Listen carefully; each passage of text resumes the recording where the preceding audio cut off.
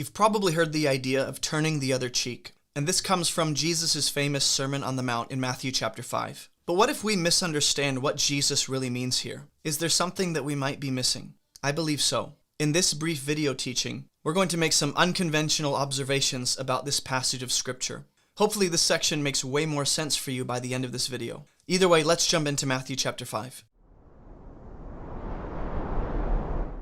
We've already talked about anger, we've talked about oaths and divorce and retaliation and lust, and finally to end this section in the Sermon on the Mount, not the whole sermon, but this particular section, Jesus is going to talk about loving your enemies in connection to the retaliation he just spoke about. He says, "You've heard that it was said, you shall love your neighbor and hate your enemy." Now this is the interesting thing about this particular section. This is the only section in Matthew chapter 5 where Jesus references the Old Testament like he normally does, but this time it's not a direct quotation. There is no clear statement like this in the Old Testament of loving your neighbor and hating your enemy. We'll get into that. But I say to you, so it's more likely Jesus is speaking to the common understanding and interpretation of what the law says about loving neighbor and dealing with the people who are perceived as enemies. But I say to you, love your enemies and pray for those who persecute you, so that you may be sons of your Father who is in heaven. For here's what he does. He makes his sun rise on the evil and on the good, right? He shows no partiality. He makes no distinction in that regard. And he sends rain on the just and on the unjust. Now, what's interesting is if you know the Old Testament, you know that sometimes God withholds rain as judgment against a nation or people, and then other times rain is a sign of blessing and favor, but both are not always true. Like just because you see rain does not necessarily always indicate that God's favor is on that nation, and just because rain is withheld doesn't always mean God has withheld favor and is bringing judgment on that nation or community. So there's some things to consider. He says, if you love those who love you, what reward do you have? And we're going to talk about rewards in the next chapter when we talk about fasting and giving and praying and seeking for the heavenly rewards of God. Don't even the tax collectors do the same? And you're like, why are we bringing in tax collectors? And if you greet only your brothers, what more are you doing than others? Don't the Gentiles do the same? You therefore must be perfect as your heavenly Father is perfect. Jesus seems to be referencing the Old Testament where God says, be holy as I am holy. We'll get to that. So in one season of Israel's history, if we remember, when they're going into the Promised Land, they've been set free from Egypt. In one season, Israel was against the enemy nations of God. And even though we saw glimpses of God's grace and love upon the nations and those who were remnant among the nations, Israel never caught on to that. And so loving here involves praying for enemies, but is not limited to it if you notice it. But I say to you, love your enemies and pray for those who persecute you. This is what the Lord tells Jeremiah to say to the people who are in exile in Babylon. He says, pray for the welfare of that nation that you are now sitting in as strangers and foreigners, and they took you captive. Pray for its prosperity and favor. So these people are still enemies. Jesus doesn't change the fact that they are truly functioning as enemies, but he's saying don't treat them as enemies.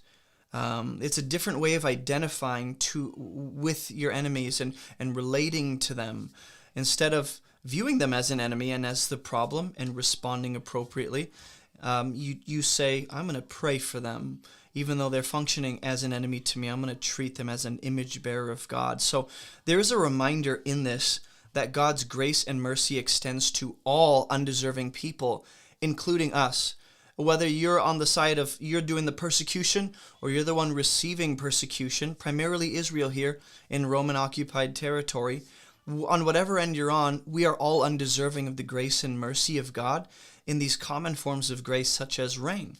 And so there is this difference between enemy and neighbor, and it's not ethnicity. You're going to see Jesus doesn't say neighbor equals Israelite, love Israelite, and enemy equals Gentile, non-Israelite. He doesn't say that.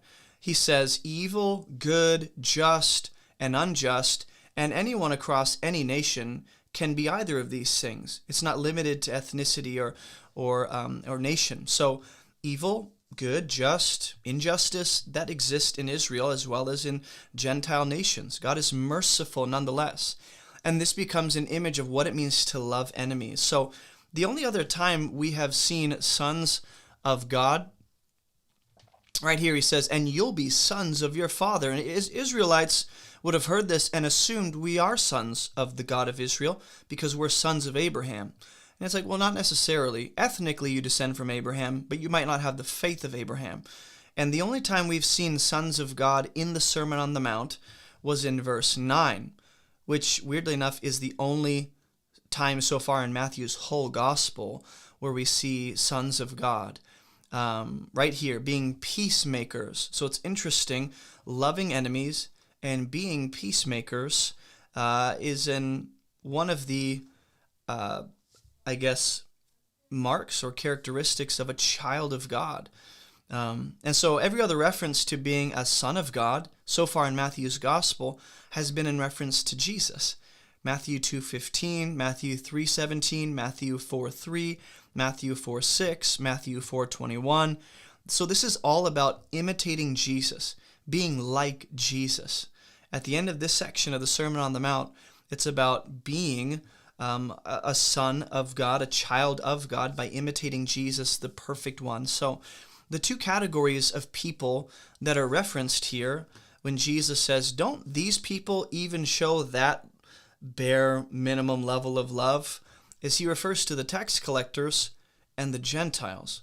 And this isn't to say that these people are better than them, but rather the Israelites who, weren't tax collectors or weren't obviously Gentiles ethnically, they viewed themselves often as being superior and better than a tax collector or a Gentile. And Jesus is essentially saying, if you only love those who love you, you're on the same level as the tax collector and the Gentile that you think you're better than. And so the only other reference to this concept of measuring up to someone else's apparent righteousness was in verse 20, where he says this, I tell you, unless your righteousness exceeds the scribes and Pharisees. So you have the religious elite, the spiritually superior. And then on the other side of this, and at the end of Matthew 5, you have the tax collectors and Gentiles, like the bottom of the barrel. And Jesus is saying, unless your righteousness exceeds the ones you view as the best, like you will never enter the kingdom. So your righteousness has to exceed the Pharisees. And now a similar statement is made, except it's about imitating God, not surpassing any one person's righteousness. So here's essentially where Jesus is going. It's not about comparing how righteous I am compared to anyone else, but it's about imitating God and understanding his perfect righteousness and then trying to reflect that in my life. Not trying to attain that in order to secure eternal security or my way into the kingdom, but knowing that if I have faith in Christ, I am secure and I can now go imitate God from a place of that humble sense of security and assurance. So there is supposed to be an obvious difference between the child of God and the unbelieving sinner. And it's not about being better than them, like, here's how we know we're children of God. We are morally superior to you. It's about being like our Father and imitating him as a beloved child. Notice the difference in measurements. It's not looking at Timmy and saying, I'm just trying to be better than him to feel like a child of God. It's not even trying to feel like a child of God. It's just looking at my Father, beholding him as a beloved child, and then enjoying him and reflecting that goodness to the world. One is enjoyment, the other one is reaching and grasping for something because you're insecure. So this is not about being better than others. This is about being like your Father, if you truly belong to him.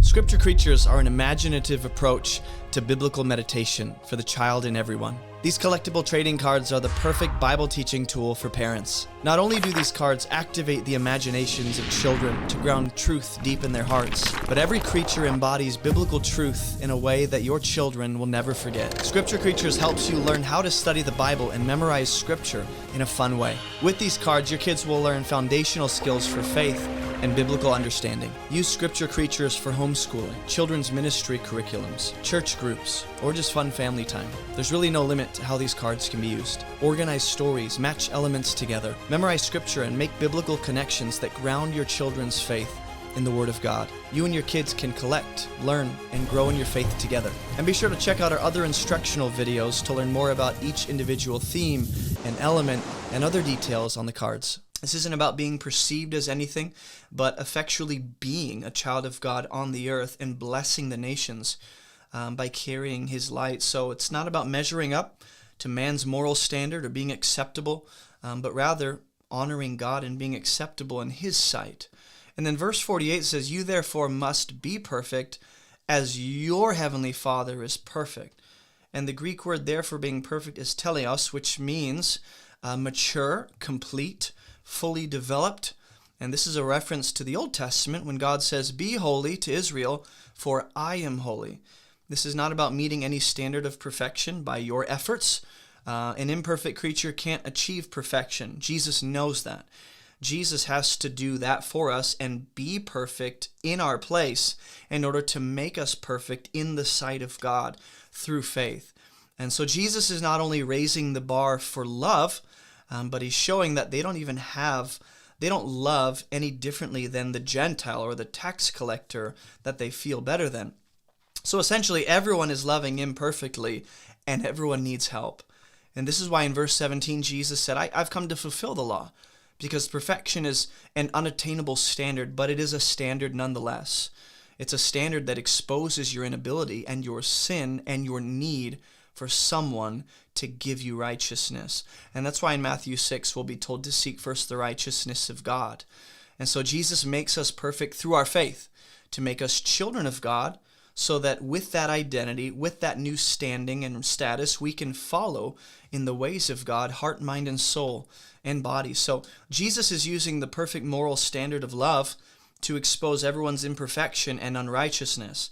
Whether you're Pharisee, Sadducee, scribe, tax collector, Gentile, common Israelite citizen, we all are unrighteous and imperfect in the sight of God, even if it's just one sin you've committed, which makes people hopefully aware of their need for God's grace. So rather than standing on your own sense of self-righteousness and moral superiority, you stand on the righteousness of Jesus. And I think Jesus has been consistently restoring the original intent and meaning of God's law and the original standard, whether they've raised it, whether they've made it something that you can attain and they're pressing people down with it, or whether they're lowering the bar and making it less than what God intended. Jesus is restoring it back to its original intent, and that is perfection. And we all fall short of that. So there is a sense in which you can't do it. You can't fulfill the law.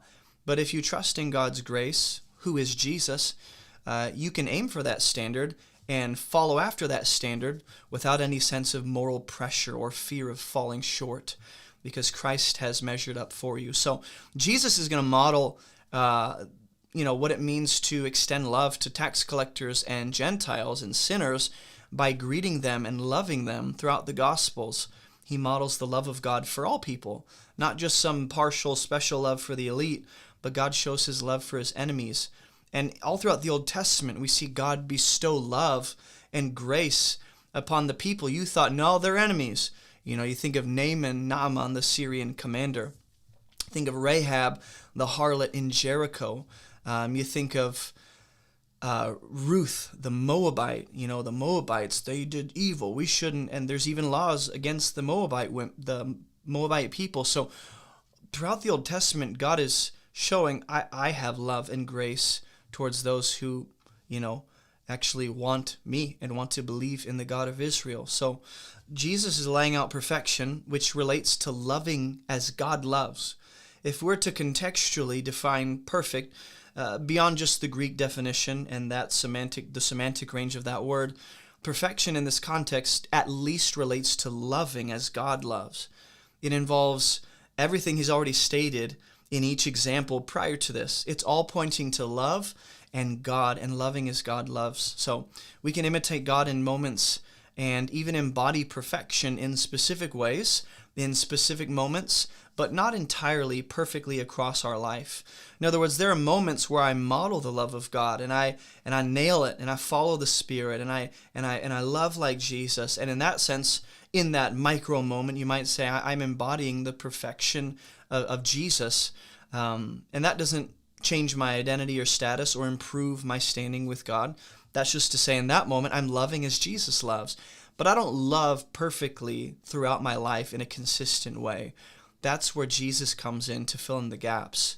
It's not Jesus plus my efforts, but it is from a place of being in Christ. I love the way the Father loves. So perfection refers to the greater righteousness here, the greater righteousness that transcends mere behavioral, conformity.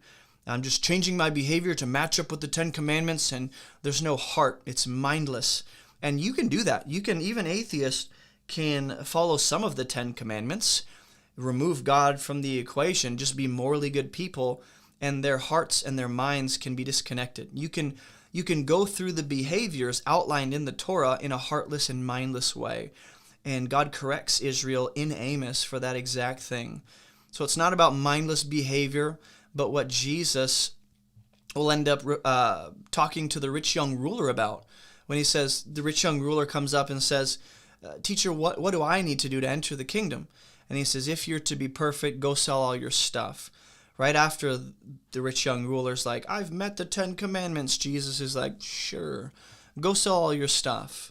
Even though in his own mind, the rich young ruler thinks, I've met the 10 Commandments, Jesus grants him that and goes above that to expose the reality that he has not fulfilled the spirit or the heart of the law the way that he thinks in his own mind, and he's standing on his self-righteousness. So this, as we end this chapter in the Sermon on the Mount, this is all about embodying the ways of God, imitating God perfectly in heart, in spirit, in mind, in attitude, in word, in deed, in wholeness.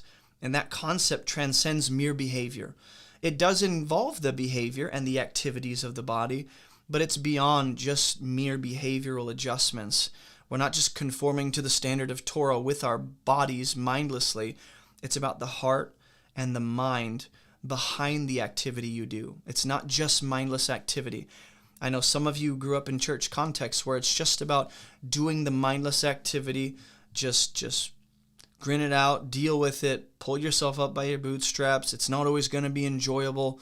And it's like, sure, it's not always going to be enjoyable, but is your heart and your mind engaged in what you're doing, and are you dedicating it to God faithfully? So God represents perfect. He is the embodiment of perfect love, and that looks like loving the people whom you think they don't deserve my love, because you realize I don't deserve the love of God. This is not about what people deserve. This is about what God does in spite or despite what we do and don't deserve. Because grace, rather, I'll say it like this and then we'll be done. God loves us despite us, not because of us. He does love you and me as people individually, but it's not because of what I bring to the table or what I can do or some sense of inherent value that I carry, but rather God has assigned value to me and graciously loves me even though I don't deserve that and I've not earned that. That's the heart behind this. Whether it's loving enemies, retaliation, oaths, divorce, lust, anger, at the heart of these issues is just sin pervades all creation. Sin pervades every component and aspect of our life. And we need to get these things back under the will of God. But first, we need to believe in the Son for eternal life. So I'll see you guys in the next study where we talk about Matthew chapter 6. That will be fun because there's a lot of good stuff in terms of praying and giving and fasting and laying up treasures in heaven. So hopefully you guys join me for that study. I will see you guys in Matthew chapter 6.